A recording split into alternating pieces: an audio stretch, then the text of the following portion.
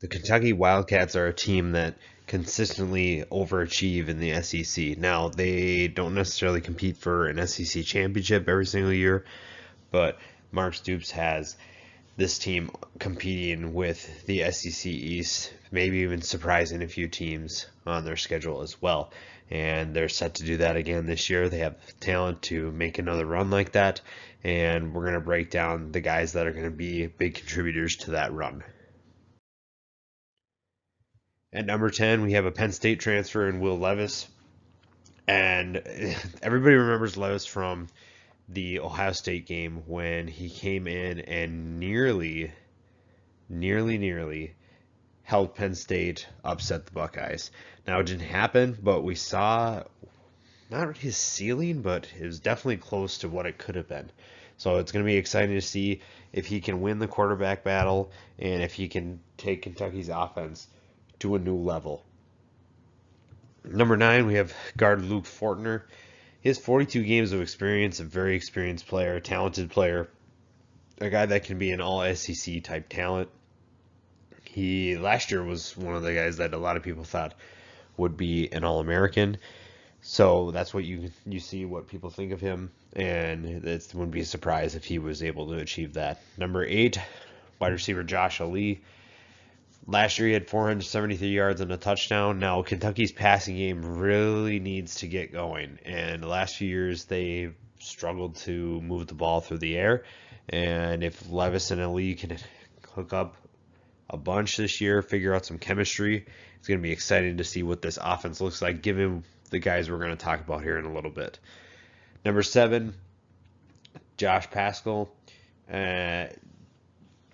Kentucky's defense is always stingy. There's going to be a bunch of guys that can play in the NFL, but not guys that are going to get a ton of recognition right away. And this is another guy that's like that. He has 20.5 tackles for loss in his career, a disruptor, and he's not going to be a Josh Allen, but this is a guy who's going to contribute to a defense that's going to be super underrated and often overlooked. Number 6, linebacker Jordan Wright. Like I said, there's plenty of talent on this side of the ball, including a guy who had 76 tackles, 11.5 of them for loss with 6.5 sacks last year.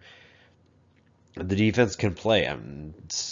Not a lot of people pay attention when you're in the SEC in general, even in the East. You're not going to get a ton of attention if you're not on the Georgias, the Floridas, the Alabamas, the LSUs. But Kentucky has guys that can really play.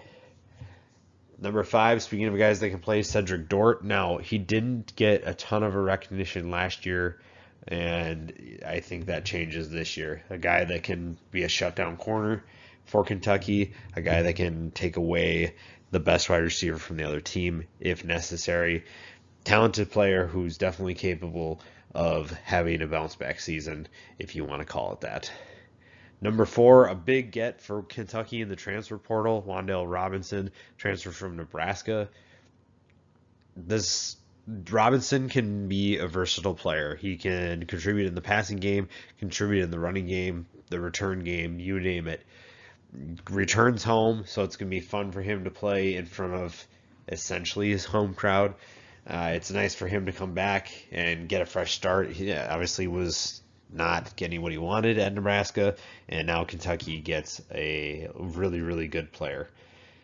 Number 3, running back Christopher Rodriguez. This is just the next great back in Kentucky's long line of, at least recently, I should say, running backs, with Benny Snell being the most obvious one in recent history here. Rodriguez might actually turn out to be better than Benny Snell, which says a lot. And he's not a burner by any means. He's kind of reminiscent of Benny Snell because he runs the ball similar to how Snell runs, and it's really fun to watch him. He had 785 yards last year with 11 touchdowns. It'd be exciting to see what he can do with the full season this year. Number 2, Yusuf Corker. He's actually a safety. Excuse my cornerback there. A guy with 159 tackles in his career.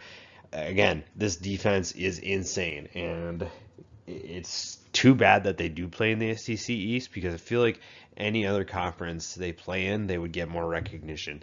than they do here. And number one is Darian Canard. Shouldn't be a surprise. This is an All-American player. He was third-team All-American according to the AP. At 6'5", 345 pounds, it's tough to miss him on the field. And he's just a nasty player. This is a guy who's going to dominate you at all costs. And he's a big reason why this offense is really good at running the football. So Kentucky, again, you see the talent here. This is 10 players that are really, really good. Maybe guys that don't get as much recognition outside of maybe Corker and Canard, maybe in Rodriguez, Robinson there. I mean, Robinson is also didn't get a ton of attention because he was on Nebraska. That might change this year. They have the talent to be a contender in the SEC East. It's just a matter of can they pull off stunners against teams like Florida and Georgia. It'll be interesting to see what Kentucky can do. Stoops has this team in basically autopilot. He knows what players to bring in. He knows who they're going to be, and it's going to be exciting to see if they can maybe surprise a bunch of people in 2021.